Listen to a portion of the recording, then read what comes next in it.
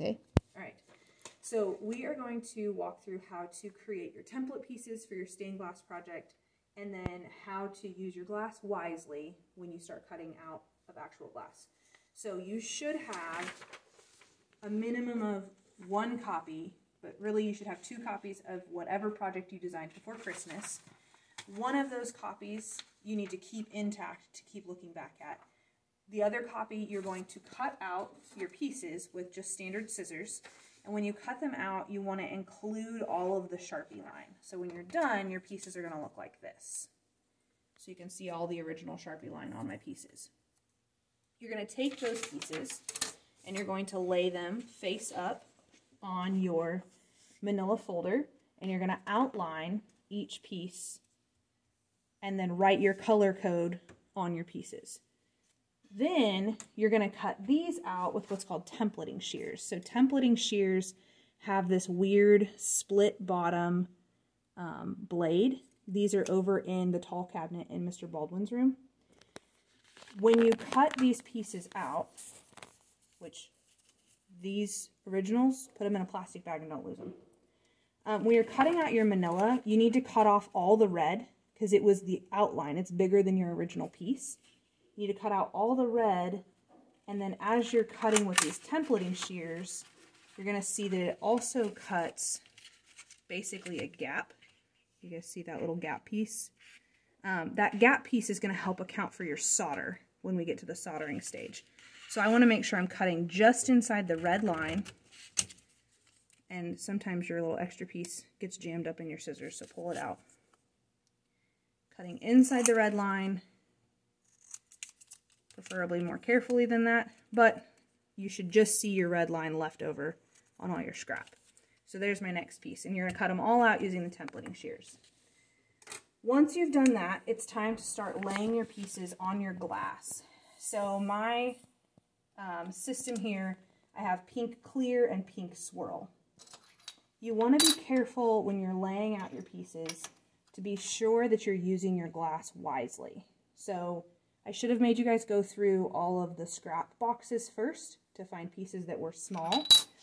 And you want to leave behind as much glass as possible. So like for this piece, I can't lay it out like this because this point doesn't quite fit, but I can lay it out like this because it gets wider as it goes up, and that's entirely covered. And then this piece of glass could probably still be used by somebody. So when I'm cutting, I want to make sure I cut this piece first and then start cutting around the other ones. Now, with most of this glass, there's a texture, and you need to glue to the non-textured side. So this side is wavy, and this side is flat. So I want to glue my piece like this, because this is going to be the front of my piece. The wavy side is going to be my front. If for some reason you don't want the wavy side, then you glue it like this, because then this is your front, and the front will be flat and the back will be wavy. So just be careful how you glue. When I say glue them, I quite literally mean with a glue stick, and you're just gonna, oh, be smart here, here we go. I'm gonna glue the letter side onto the back, onto the flat side of my glass, and I just need to arrange it so that all my sides fit on my glass efficiently. So something like that. And now we're glued on. It might be helpful if your glass is really dark, like this is obviously see-through, but if your glass is really dark, you may need to write your letter system on the back side as well, but you might remind yourself that it's the back if you can't see your letters through, if you're using black glass or purple glass or something really dark. So now it's time to cut. This should look familiar to you. This is your traditional glass cutter. This is always where you're going to start. Remember that you're best off to cut standing up, and you need to apply firm pressure, go one score, one direction, just the one time. So I'm going to run my wheel all the way up against the piece of my template, get that nice scratch noise that we all hate, and then since this is a straight cut, I should be able to use my running pliers. They should look familiar from last year. Put your score directly on the running plier. If your running pliers won't close, somebody played with the stop on this one, and they wouldn't close.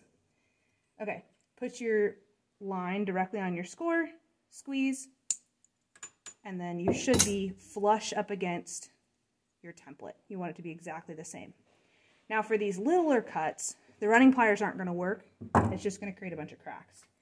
So I'm going to do the same thing I did before, cut right up against my template, but then I'm going to use, these are called grozing pliers. There's a flat side and a curved side. The flat side's going to go on top, and I'm just going to bend. See, I'm perpendicular to my cut, and I'm just going to take my glass, and if you want to be, especially if you're working with big pieces, we'll switch sides here. Especially if you're working with big pieces, you're best to set it like on the edge of the counter like this, and then just a little bit of pressure, and it should come right off. That's best for your little bitty pieces. These two, if you look, there's some really, really small little slivers. You can try cutting them off.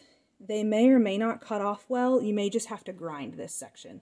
So if you're close, try cutting it, but if it's not going well, just grind it off instead.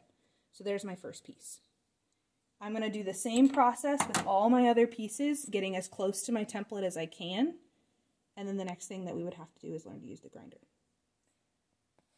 That is it.